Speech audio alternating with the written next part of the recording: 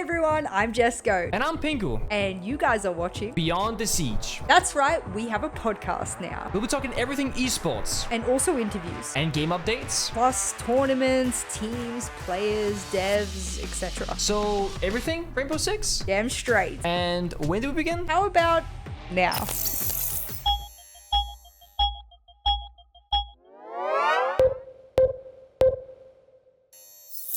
Alrighty guys, welcome back to another episode of Beyond the Siege. My name is Jesco, and as per usual, I have Pengu with me. This is episode number 5, I believe. And if I think Nick's telling me that it's correct. So if I've got that correct, that's awesome. If you've made it 5 episodes in, sorry for you, but also thank you. And of course, we have another guest with us here today who has politely given us their time for this evening or this morning, depending where you are. And Pengu, if I transition this right, hopefully you can introduce them. So you guys, Chris and Chris are a TikTok sensation, a major champion, Fett himself. Welcome. Thank you for joining us so much. Yeah, what's up, guys? It's an honor to be here. It's an honor to be here, for real. Fett, your life. There's a little bit of an inkling from Nick there about who you are, TikTok sensation being one of them and whatnot. But I know you as a coach, and I followed most of your career as a coach. So how did you come into esports? Why do we have you here with us right now? Yeah, I guess I just like wanted to compete in R6 for fun in high school, and then like in college, I was like, okay, well, there's like 3 things I'm interested in, but I can't devote my time to like any of them. Like one of them was like actually dancing. Oh wow! Like, I can't. Yeah, I was Which trying to like type of devote my dancing, life. may I ask? So I did break dancing back in high school, and then I did hip hop dancing in college because there's not really a breaking scene, in college anymore. Right. Yeah. That's awesome. So I was like an officer for a team, and then I was like, yeah, I need to like consolidate, and I was like, okay, which one am I most likely to do the best in? And I thought esports, so that's what I did. I did decent in that, and then I retired, and then back to school I go. That's my life. There is a lot Just in like between that. that. Nick, can you fill in the gaps? Because there is absolutely a lot that happened in between all of that. Nah, I mean, you've been going for... Remind me, Fett, how long would you say you've been active in Siege for on like a tier 2/tier 1 level? Because I've known about you for it feels like forever because you've accomplished so much in such a short time span. Okay, I need to you got a tag ticket here. He's just that's Wikipedia'd fair. himself. I wasn't gonna go there, but we can totally go there. Okay, I love that. so I love that. my first tier 2 team was in 2021. Wow! Oh my god. No, you're kidding. Oh god. Okay, that's Okay. I did not know See? that about me. Time but flies. This is what we want to Oh know. my There's a God, lot time in really between there, flies. bro. Yes.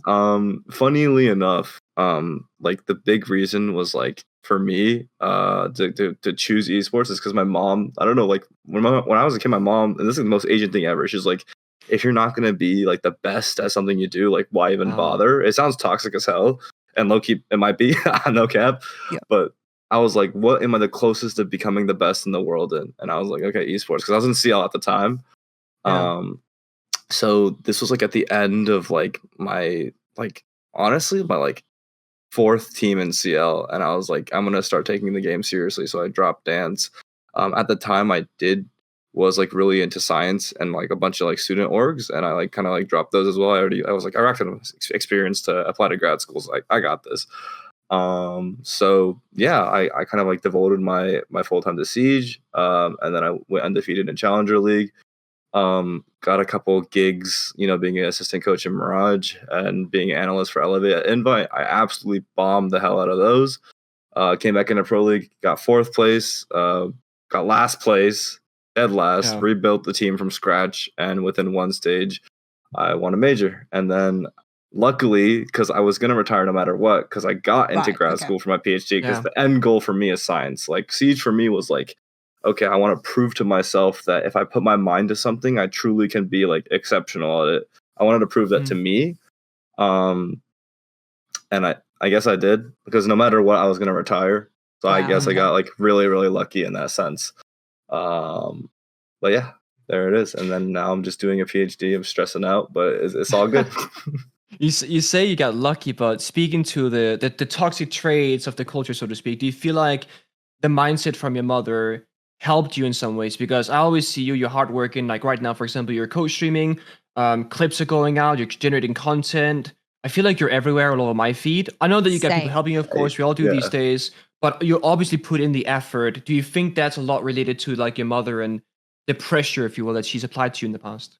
Yes, 100%. I think to get close to where you want to be, like I think to get close to your goal, you have to like unbalance yourself, right? Like you have to be a little bit unbalanced, a little bit unhealthy, a little bit extremist. I think my final step to reach that goal actually was when I met my girl now, and she reintroduced balance into my life. So I think this is a really funny story. I think like before I met my girl, my mom came to watch me. I think I would have been like, hey mom, like no, like I gotta focus, like stay away, like don't stress me out. Let me dial in. But like after meeting my girl, I was like, you know, my mom gets there, let me make sure you're okay, let me make sure you get to the seats, let me make sure you get in the audience, okay, and then I'll worry about my game after you're all okay. And actually like learning that balance, learning to have fun, learning to detach my self-worth from my performance in Siege and taking it, you know, all like with gratitude one step at a time. I think that actually relieved the pressure and weight of expectation and, you know, all flying from there. Oh my God, I'm so glad you spoke about it like that, because I left Siege, or not Siege, I left casting and analyzing for a good 6 months, I think, and I was going through a separation and whatnot, and I didn't enjoy my work at the time, so I really, you know, empathize with what, you know, it was all lock-in, perfectionism, no balance, work-life balance was absolutely atrocious, so I listened to that, and I felt relief again, that you had spoken about. So that's really cool, especially that your partner came in and was able to help introduce that. That's adorable. Speaking of those things, I know we have a list here. We always do this, guys. Every podcast, we want a little bit of behind the scenes. 90% of the time, Nick will send me this list, and he's done really good at curating it every single episode. And he has a list of things that he wants the guest to talk about. He's already introed himself and whatnot. There is another topic that he's brought up that we want to pick your brain about. M80 eating up C9 BC, essentially, and just swallowing you. And then I believe, which I don't have up, but I believe there was a comment on Twitter to see whether or not Fett, your boy, would join M80 as well, right? And if there was enough likes or Marco was happy with what he saw, you would join. I assume you'd already signed contracts, but I assume that was part of the ploy, the marketing ploy, to see whether or not people would be happy to have you join. What happened? How did you find out about it? It seemed like a shock to me when I saw it on the timeline. I went, oh, I was not expecting it. There were no leaks. Please walk me through the C9BC to M80 consolidation and you joining as a content creator. Yeah, so, I mean, I'm going to be real. Like, I also was just in the dark as, like, everyone else. Like, it was so insane. It was, like, literally, like, one day, like, Beastcoast got bought. As in its entirety, all of Beastcoast got bought. All of the contracts were transferred. So that's literally what it was. It's just like M80 just took over all the current contracts. And then it's like, okay, I want to keep you. I want to keep you. I want to keep you. I don't want to keep you. And I was like, okay, well, am I being kept? It's like, I don't know. Like, I was in the dark for like 2 days. Did you find out on Twitter? Can I ask, did you find out on Twitter, or were there emails previous to this Twitter post? No, I actually found out through my ex-teammates, the boys, which was really, it's actually a pretty sad day. I'm not going to lie. Like when I did find out, because it's like, okay, it's the team I built, it's the boys I love. I wanted to see them stick together for 2 more years, so it made me pretty sad to see them like break apart. But in hindsight, for me, I actually think it works out. Like I'm happier with this outcome because like I do think that mental expectation of like first stage together, you win a major, I think that subconscious expectation is so hard to get over. Like the only people who have ever done that are your boy Pengu and like W7M, right? Or like lastly known as W7M. Like I don't understand. That's the most like I respect that so much because I will never understand how to get over that mental hurdle. That's insane, honestly. I fully get what you mean, and I was happy to see that you coaching a team to a major victory wasn't the end of your story in Siege as well, because I thought when I heard that this was going to be like your Cinderella story for the major, I was like, that's kind of sad, especially because like you guys did so fucking well. And then you do content, you do co-streaming, and it's funny because you and I actually spoke about doing co-stream together at one point, but then time zones and jobs and stuff like that. Yeah. And you're actually still around having a presence, and now, as you said, transitioning into MAD, for example. So you're humble about your situation, you put your mind to something, and then you just keep kind of progressing in a very organic way, I think, where you've always kind of been yourself. I've always known as you do like the funny guy, the educational guy. And is that to you a very conscious thing, creating that kind of identity, or is that just who you are as a person in real life, off camera? Yeah. I had to learn it because for a while I was blowing up off TikTok off like a personality that I personally wasn't happy with. Wow. I was doing an Asian accent and I was dressing up as Grim, and it was blowing me up. It was going crazy, but I wasn't happy with it. And then like eventually I stopped it, and my views went to shit. But then I like built myself back up organically, and I realized like I don't know. I just learned that like okay, like I feel much better about doing this. Like even though like I tanked her a bit, is like I see a lot of my other friends like they get money opportunities, sponsorship opportunities, like to do some things, and they take them, and I don't blame them that at all, right? I think morality is on a flexible scale, and for me personally, I have so much more enjoyment just staying true to myself and trying to, at least. There'll probably be like if I had a kid, right, and I was broke, fuck yeah, I'm doing I'm doing this sponsorship, right? Like for me, so that's why for me, like I don't try to like judge people. I don't try to like keep it too strict. I just like do what I feel right doing, and just let it be. So do you feel like it boils down to like survival versus comfort? Because I remember back when my start of my career, back in 2015, 16, 17, there wasn't a lot of money in esports and Siege for anybody. We were putting ridiculous hours for zero pay, more than I think some teams are today on a full-time salary. For us, it was so survival instinct that it's do or die, to the point where we had to put in these ridiculous efforts. And then you get to a point sometimes where I can make it by, I can pay my bills. I'm going to focus now on enjoyment and getting the best out of it for my personal agenda, because I think we've all been there as content creators or as pro members or commentators, being the person that thrives on camera or being a person that thrives mentally in your own space. Yeah, 100%. Yeah, I think it's flexible based on circumstance. Yeah. Okay, well, you've got the M80 banner and whatnot, and I am going to give you a shout out, which I don't think TALON cares about, but nevertheless, if you guys want to go check out M80 and the org and the team, and of course the content creators now that they've absorbed and collected, Fett being one of them, please do.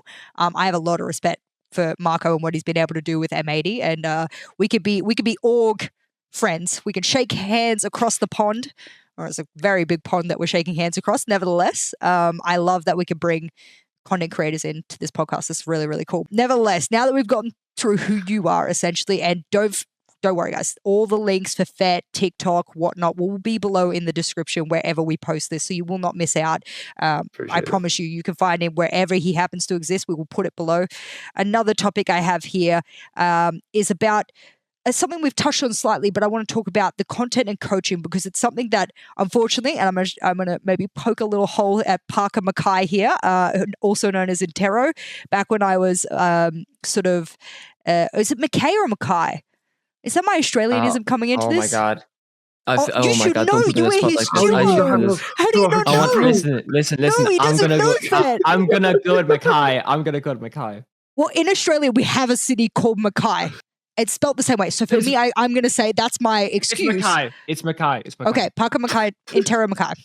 He once said, when I was coaching and I was working abysmal hours, he once said if you weren't streaming so much, maybe your team would perform better. We did performing better, but that was the work-life balance. I was working every day, 12 hours a day, so that I could do content, so that I could, make money from streaming, but I could also make my little pennies from coaching as well, right?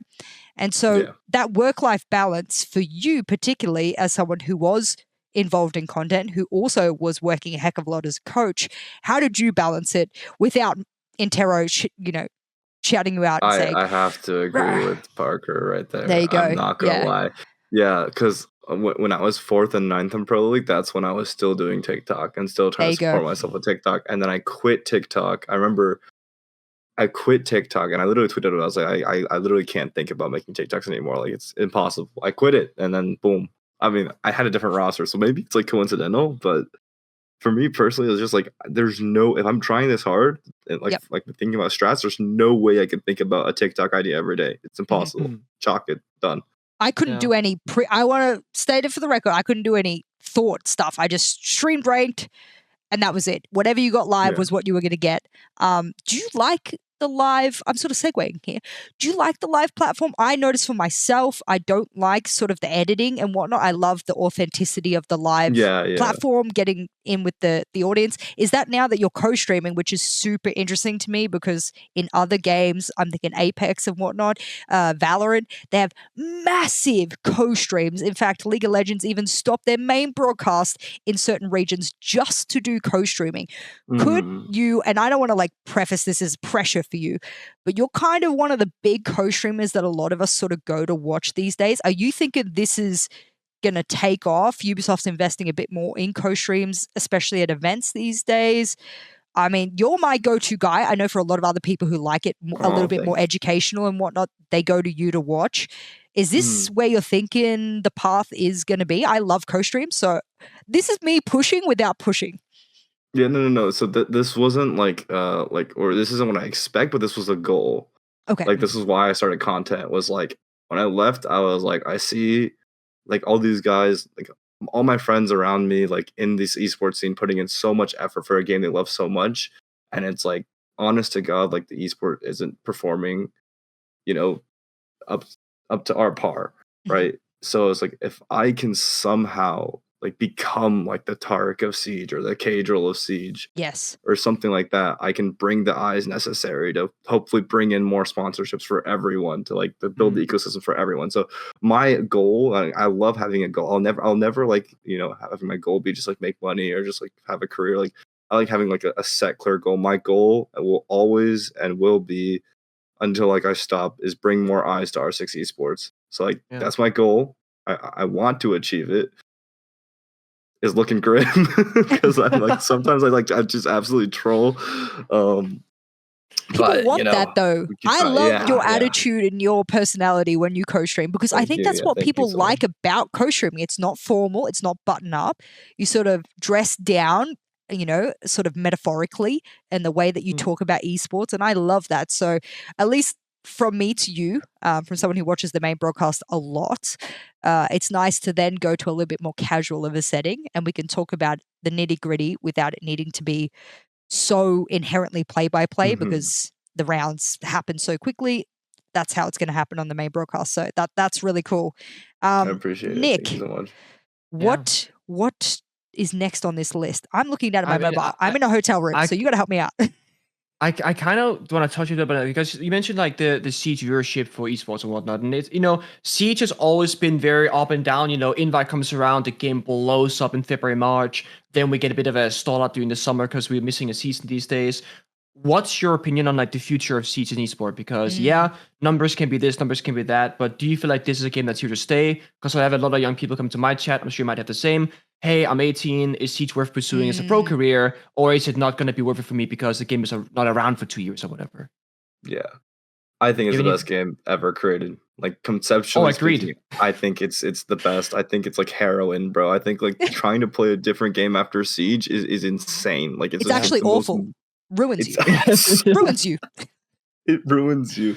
I'm never able to enjoy another game yet again. But for me, I don't know. It's just about breaking boundaries. Like we just got to be the first, guys. That's it. Like to me and all the other creators, like we got to be the first. No one's ever done it before, but we can do it. Like it's nothing but belief and persistence. This is all you got. All you need. What if I'm gonna be the numbers girl yet again, because I can't stop myself every freaking year.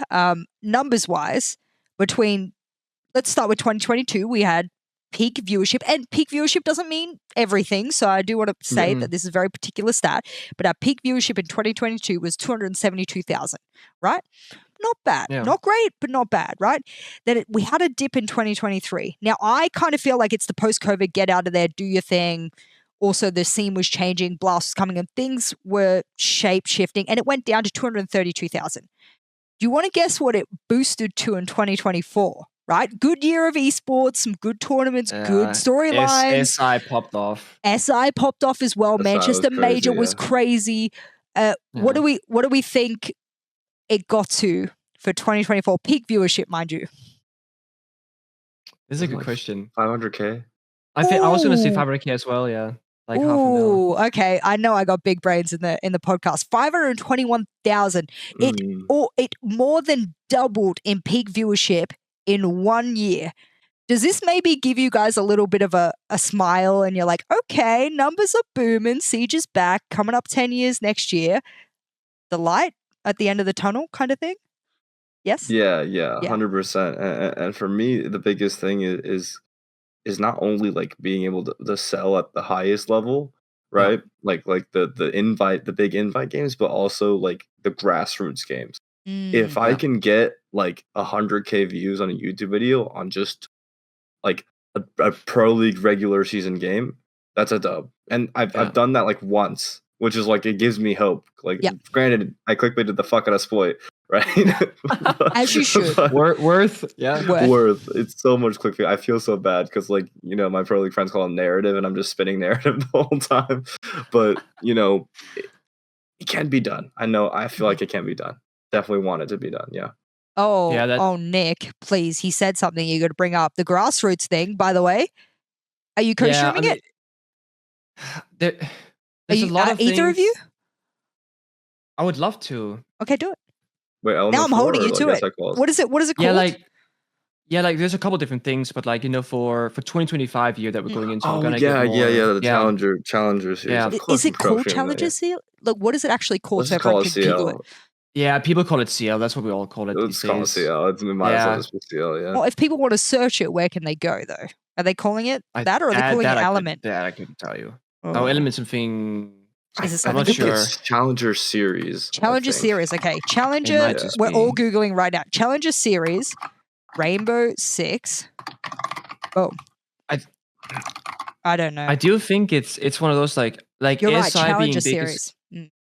It is just that simple. Okay, it's true. Okay, there you go. Because I think Fett's spot on. Like, it's not so much about where SI finals ends up at, because that is the big grand thing, and it's where all the advertising, consumer, like people are getting involved with marketing.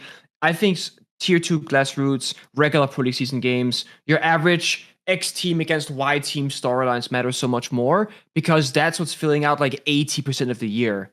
And major is only with a live audience. It's 3 days. It's Friday, Saturday, Sunday. That's it. 3 times a year. End of story.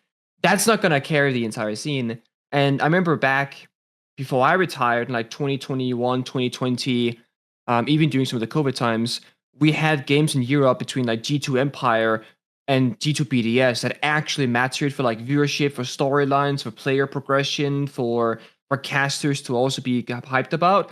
And I feel like in recent-ish times, we are like a little bit of like the player personality, the storylines, the why should you as a Siege fan care? And especially why should you as a casual Siege viewer care about this matchup? And I think that's the narrative that I try to spin as a caster is, hey, these are 2 teams that are playing, and this is why you should give a fuck, because this is exciting for these reasons. Yeah. March to April, by the way, boys. I better see you popping on the Challenger Series when I open up that Twitch category and I want to watch a Challenger Series game. One of your 2 faces minimum for those co-streams. All right, so fill up your calendar. March and April, Challenger Series. Then the kickoff event in May, by the way. So also, I expect you. And then you can have a little bit of a break at the end of May. Is that all right? Yes. Yeah, right. I mean, we might as well duo up, right? Yeah, I was gonna say we have to. We have to spoke about it. Spoke about it, yeah. Oh, exactly. Clip this, put it on Reddit, then you have to hold them accountable. Yay! Then they can't deny it later. Bro, Pengu, I need you for a video. I think this video will go so nuclear. Yes, bro. Yeah, you know the experts explaining their like movies, like actors explaining their most iconic. Bro, if I can get Pengu explains his most iconic R6 plays, I feel like that video will go insane with the coastline as a thumbnail. Yep. Why has no one done that before? I have. I asked you, and you egoed me this for the first one. What do you mean I ego? Wait. My phone's over there. Wait. Do you mean I egoed you? I'm gonna check. I probably did. Wow. Where's my teacup? No, it's because I was replying. It's because I was replying to your like public tweet. Because I was like, my DMs are gonna get lost, so I was replying to your public tweets asking you. I like that you try and go public, which is like even more chaotic than anything else. Yeah. We spoke about PhD. We spoke about. Did we speak about your PhD? Do you want to tell the audience how smart you actually are? Because we kind of touched on it, but the reason you're retiring is because you want to go be a scientist, essentially. But what kind of scientist? Because there's 20 million of them. So I want to know which exact one you're going to be. I want to start off by saying, like, I know a lot of people out there theorize that it's like a money thing or career stability thing. It's purely like a passion thing. Like, for me, it's like I can affect more lives in this world by being a scientist than being an entertainer and competitor. So, like, I want to like make a medicine that helps people or some bullshit like that. So for me, I wanted to be like a tissue engineering scientist for the longest time because I want to like regenerate limbs or something or some bullshit. But then I realized like how important like computational is, right? Like coding is insane. Like, you know, like AI with everything being crazy right there. Like genome sequencing is insane now. Like literally every single lab sequences genomes and analyzes like gene expression, single cell gene expression. So right now my focus is like getting my skill up to par in bioinformatics and computational biology. So to the average viewer, it's like I take your DNA, I sequence it, and then I can use code to tell like what genes are upregulated, what genes are downregulated, you know, what disease state makes a certain cell type genetically trajectory this way or that way. Lots of crazy fun stuff. Yeah. Wow. I have multiple degrees and I was failing to keep up in this explanation. I was like, damn. I was like, yo, you are well up there. You're zooming up there. Okay. My biggest question now, because I don't know, and Nick's going to laugh at me because I keep asking everyone, the shield meta issue, Monty, Blitz, everything like that. He's giggling. No, I hate it. If I could eradicate it from this world, it would be third on my list because World Hunger and Wars would be the first two, and then Shields and Siege would be my third. Oh my god. Where are you on the shield issue? Because it's still kind of prevalent. I know it's been kind of mitigated a little bit, but you can work around it. Where are you? I want to hear your professional opinion on shields. I think the rework was obviously disastrous because like we just used it to win an AL. People say we used it to win the major, which we didn't. We banned Montaigne against like two of the playoff teams we went against. But like I mean, the rework was insane. That was insane. Just instant best operators in the game. I think the recent melee priority change was beautiful. I think it feels like you want to win a shield again. The problem is they released a certain operator that has both an AR and a shield and is literally Thanos. Like this guy is literally Thanos. Bro, I watched 2 seconds of the reveal and I'm like, this is the best op in the game. I don't have to watch anything else. He has a shield and an AR. It's the best op in the game. Like by far. Like, and he's so good. So that's the issue right now is Blackbeard. I think Blitz and Montaigne are in a way better spot. Blackbeard is ridiculous. What makes him ridiculous to you? Okay. I mean, obviously, right? But like when you're playing him, what is it? Yeah. He can sit in your face just the entire round. And then like he can move to different covers. Like he can cross across, like Pengu knows, like you play in freezer or bathroom, you have long angles on a piano on cafe, right? Like crossing across piano is the worst thing in the world as an attacker. You have to repel on stage and going from cigar shop and back is horrible. Blackbeard, you just walk across and then you ADS in and then you're in a new angle. And then, wait, I'm a defender. The shield is clear. The face piece is clear. I can't tell when he's ADS because, you know, I have horrible eyesight or something. Oh my God. It's awful. It's awful. That guy's Thanos for real. That's what I've heard the most is people saying that they can't tell when he's ADSing. And I didn't have this issue for the first like 2 days of the new season. And then come day 3 and 4, I started playing ranked. Like I think it was like averaging like 12 ranked games a day. I was like, I'm not really seeing if he's ADS or not half the time. Like I get it now. Like I'm actually getting screwed out on gunfights that are fair. At least you can headshot him, but it feels like if you're playing like a low bullet count weapon, you know, Moxie, SMG11, whatever, you don't have to put it to spare, just like pre-fire the face. You want to wait with that facial cue. So it is a bit tough sometimes, for sure. That's my biggest pet peeve is because since Mozzie got the 4 pests and stuff, I've been playing him a bit more. And then when I'm not, I'm more like flex support. Like I'm on the mute, I'm on the smoke, getting some support stuff going. SMG11, worst nightmare. And everyone's like, just shotgun his feet and stuff. Bitch, the 2 millimeters of his feet that I can see when he's shuffling, I'm an okay player. I'm a diamond solo player. Like that's top 5%, top 3% of the game. I'm pretty good. Yeah. I'm not 2 millimeters in a walking capacity whilst checking his ADS cover. Good.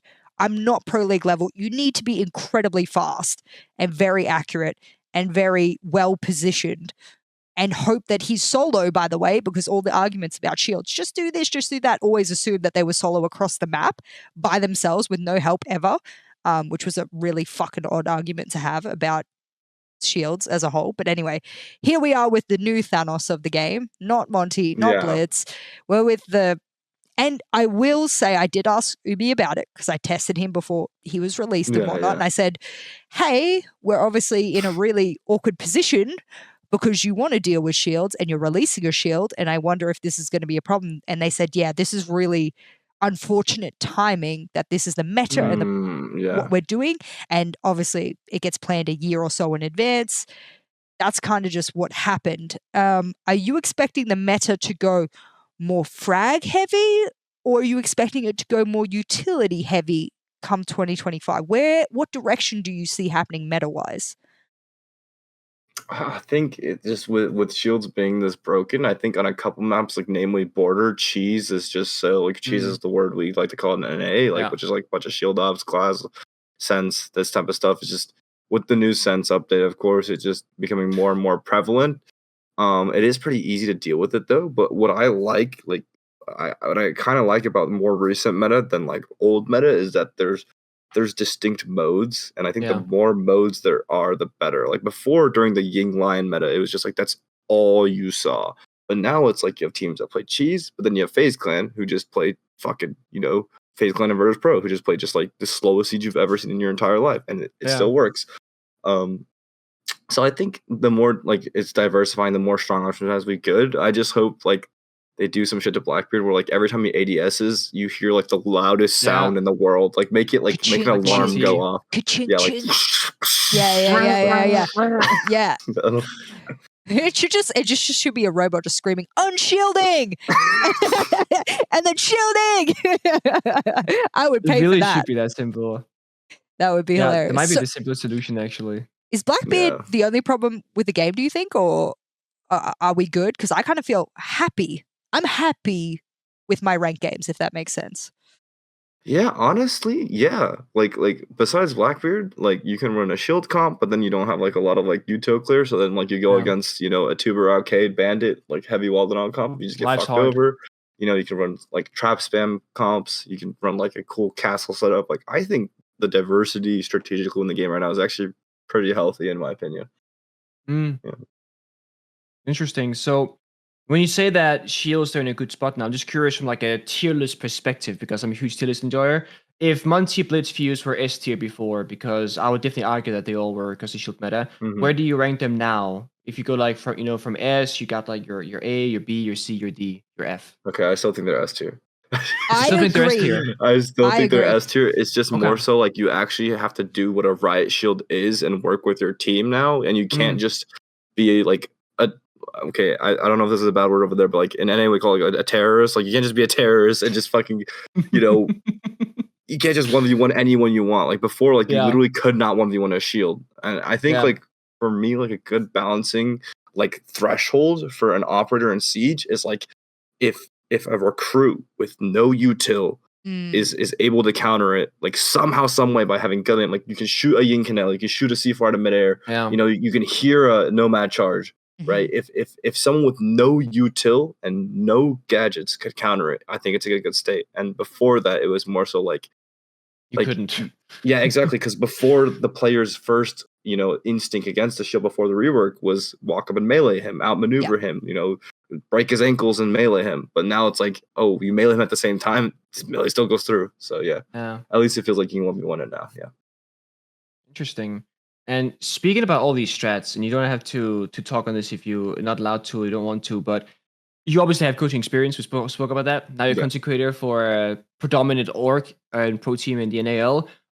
Will you have any involvement, do you reckon, with MAT from like a strategical perspective, so to speak? Not at all. Really? No? Just at all. Strictly business. Like you're doing your thing, they're doing their thing. Yeah, but the thing is, like, if anyone in NA, not just MAD, like, if any of my friends in the pro scene, like, ask me for advice, I will give it to them. And I always have given it to them. And I always will say, like, take with a grain of salt, because, like, your system is not my system. My take on the game is extremely biased, like, it worked for, like, my specific set of 5 within that specific culture, so it might not work for you. Yeah. Well, that's important to remember because you can know everything there's to know about Siege, but doesn't mean you can apply it to every other person. The same way if you do like one-on-one coaching or team coaching with tier 2, tier 3, tier 4 players, you can't just give them this handbook of how to play Siege because everybody learns differently, understand differently, you play different roles. I learned that as well when I started working with PC TALON, as I was helping Fabian out in the beginning with secondary coaching, that Fabian's way of teaching and my way of teaching, we were trying to teach the same thing. But how we get there and how players are receptive to it is different from each individual. And that was a crazy thing to experience because I hadn't coached before. Mm-hmm. So that's interesting. I'm going to ask a personal question about your PhD. Are you going to be teaching at the same time that you're doing your PhD? Because usually they make the students teach. Yes. Yes. So have you taught before? Are you excited? Yeah. I've actually taught breakdancing to little kids before. Good. So hopefully it keeps transferring over. Yeah. I'm personally like I like to be like a very informal teacher, like a very like funny, informal teacher. He's the cool teacher. Yeah, it's Fett, the cool teacher.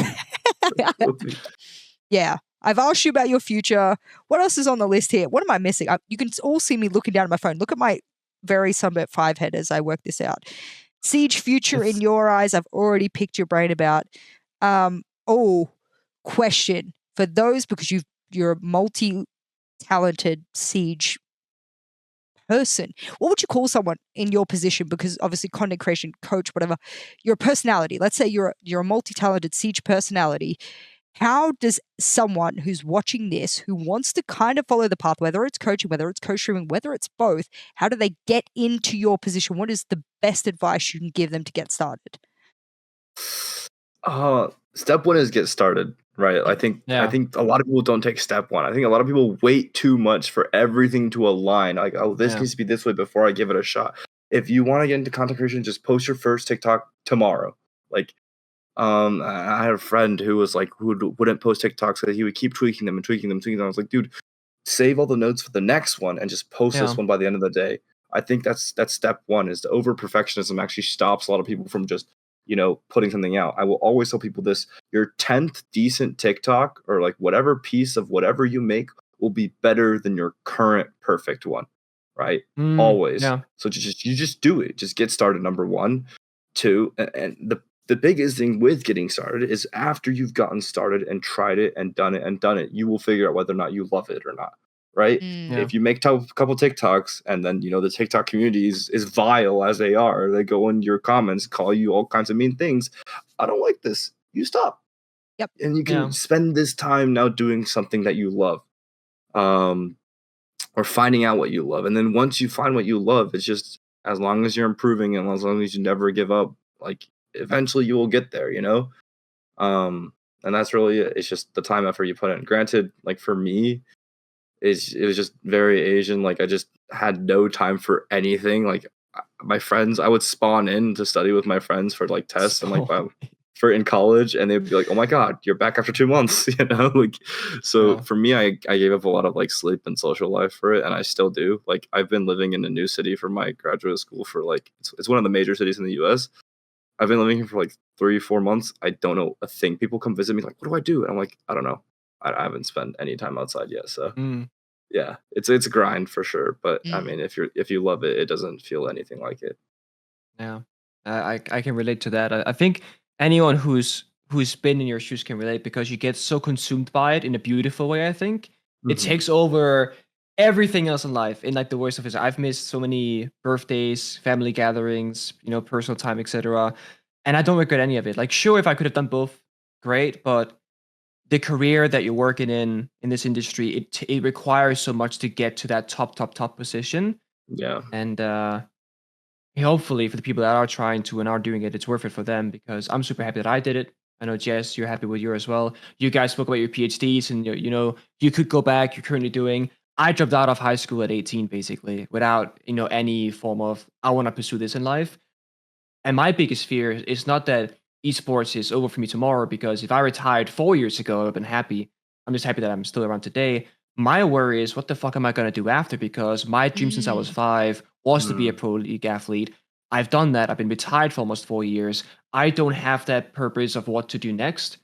And it resonated what you said, Fett, with find out what you love and then pursue that, because that's my philosophy right now about what's after esports for me, is finding out what do I love and giving that a go. Do you know what you love yet? Have you worked it out? Because you're a good photographer. I'm not saying you have to do it, but you're a good photographer if I have to out you to everyone right now. No, yeah, I appreciate that. It's people always tell me that because it's like what I'm vocal about. It's my photography, like as a hobby photographist. In a perfect world, that's what I would do because it's what I love. But it's also like I have gaming and I have photography, and one of those hobbies has already been a job for a very long time, and that changes things. The idea of taking my only other hobby, my creative outlet, to also become a job does scare me. Yeah. And photography is also like a fragile industry, just like esports is. So the I idea of like relate a boring with that to Yeah? you because like the reason I dropped dance is because the moment dance became like a career to me, it became unenjoyable. I only wanted to be there to be something I enjoyed, you know? Yeah. But I mean, you- thank you. If you ever like after esports happens, you got to position my lab. I got you. Oh, hell yeah. All right, we can do some sequence into genomes for sure. Yes, I'll sir. put in some numbers on a computer. Curious, do you still dance then as a passion, since you said you didn't want to do it as a job? Yeah. Yeah? Yeah. I met my current girlfriend through ballroom dancing. So it's cute, yeah. Oh, okay, awesome. I'm so happy for you guys. That's Stop. great. Thank you so much. No, That's I great. love. I'm a sucker for it. I'm hard shell on the outside, soft on the inside kind of person. So that's very cute that you Have you met tried through ballroom dancing, dancing. Jess? I actually trained at salsa dancing. There you go. Oh. That shit's it's amazing. You're gonna laugh, Nick, but when I was 18 or so, I joined the military and everything. I was lacking money, but then joined the military, got a little bit extra money so I could pay for bills and everything while I was in my bachelor degree. And I don't know, maybe it was ego, maybe it was a billion things. And I wrote a list of 100 things I thought I wasn't good at. Because I thought, just like Fett thought, if you push your mind to something, you can overcome it, you can achieve it, you can do whatever you want with it. And in the top 3 of my list, one of them was dancing and one of them was singing. And so I went and took lessons, and the cheapest lesson I could afford at that time was salsa dancing. I did not want to be a salsa dancer, but that was the cheapest I could afford at that time. I was very poor in university, so your girl was looking for anything to achieve this list. I did the singing lessons once, and then I kind of practice in the shower now, you know, all the things I learned in that one lesson. But I did take salsa dancing quite continuously because they had a package deal. And yeah, your girl can salsa dance, so it's a bit strange, but that was my That's cool. dance That's thing so to do. cool. That's also so funny because now those dance classes are so expensive. Oh my Really? god. Oh Yeah, my privates God. are like minimum 150, bro. No, I took group classes where like they give you a partner and everything like that. But nevertheless, no, I got mine for an acceptable price, I imagine, because it was many years ago, and yeah, I was not able to pay for private lessons, that's for sure. So yeah, that's mine. Salsa dancing, ballroom, maybe given the salsa, I could sort of segue into the longer movements. Do it. I should go do classes. You're right. And this is for everyone out there. If you want to get physical, I know this is such a segue, but I've been so much happier recently doing badminton. I had my shoulders fixed, and now I joined a badminton club. So I think doing things you like and love and having them as hobbies is really refreshing and keeps life, especially if you're heavy into gaming. I play a lot of Rank today. I'm streaming quite a lot. I'm watching a lot of Twitch when I go to bed. So I'm consuming a lot of gaming in different forms. When I wake up in the morning and go play some badminton, that's my time. That's like meditative in sort of a sense. So Fett's got his dancing, I've got my badminton. Nick, you've got your photography and whatnot, which I really enjoy. And if you ever do want to make a career, even if you don't make it a serious career, I would say you would do quite well. So yeah, I would strongly suggest, you know what, if you're free to be hired, if I do happen to get married again in the future, you can be my wedding photographer. I'll pay you well. It's funny you said I actually have my first paid gig as a photographer. It's my best friend's. So my best friend got married, and they only have a photographer for like the reception and stuff and the cutesies. And I did like the after party base or the party itself and shared the photos with people. And now my best friend's mother is having like a 65th birthday party, and I'm going there to photograph and like storytell the entire thing. So you're telling me it's a fickle industry, but here you are. No, it's weird how it works like that. Are you Sony? Do you use a Sony camera, or are you a other brand? Are you a other Oh, disgusting wait, brand that's that like a isn't Sony? personal question. No, it's like No, Oh, is uh, it? Oh, no. It's in the camera industry. This is like a make or break deal to people. You know, it's like what's your Really? star sign to some people? Yeah, because it's like, do I that fuck is with this? Do I vibe with it? really? So joining the industry as an amateur, I was in love with Fujifilm cameras and the vibe that they give Mhm. off, like the more vintage film like stuff. But I am a Sony guy. That's what I ended up Yes. with. Yeah, there it Yes. is. I Not use a disgusting. Sony A6400. Does that sound right? Ah, A6500, Yes, Yeah, A64. beautifully. I yeah, use one of yeah. those. The Alpha. I'm not very good, No, that- but yes, I That's use it. one of those. I'm a Sony supremacist. Nice. The A6000 series, like the standard go-to streaming cams for most people. And you got like the A7R series. Like I have the Mark III. That's like very classic Oh my photography. God. But yeah, Oh my I went. God. I went. So similar to you guys. I like committing to something and really pursuing it. My very first camera that I bought for photography was during COVID. I wanted to go outside because we're stuck indoors, and I bought a Sony A7C, which is like I think like a mid-thousand camera, which is a pretty high end for a start. But I was like, I want to do photography, and I want to not upgrade to like a 200 to a 400 to a $600 camera. I just went balls deep in the beginning, Yep. and the Mark III is my second iteration of that camera, and I was committed from the beginning because of that investment. And I gave it a fair shot before I wanted to call quits because I said, I'm like $2,000 deep in this. I can't just stop after one session. I have to give it a full effort try. And by the end of that full effort try, I loved it. I love that. I love that. Well, before we end this podcast, there's 2 questions for you, Fett. Number 1, you told me something before we started pressing record that you used to play on a laptop, is my understanding. Is that correct? Yeah. Okay, because we're talking about investing in our passions every. I don't want people out there who maybe are unable to think, well, I don't have the money, I can't get involved. Your boy sitting next to me was on a fucking laptop and look where he is now. I think, dare I say, there's probably not an excuse. And if there's not an excuse, also explain the laptop story and then tell everyone where they can find you on their laptop, Samsung, smart fridge, whatever it is that they're using technologically. Yeah, so I don't know. I was like, I don't need anything like other than a laptop for coaching, I guess. So I just got a laptop, and then lo and behold, stage 2 of NAL, some IRL shit happened with my teammate. He can't play anymore. The sub we got can't play anymore, so I have to play. So then I load up on my stupid laptop at like 40 frames, and I actually won a game at like subbing in Pro League. I hit a ninja defuse in that game too. I didn't get a lot of kills, but That's my crazy. God, it was so bad because with Moss and like the video cam thingy, I actually had like 30 frames. So then for LCQ, Merc was quick picking me up when I was on like 30 frames. I just couldn't do anything. But no, I was able to do most of my coach work through a laptop. And for everyone, I'm Fett R6 on everything.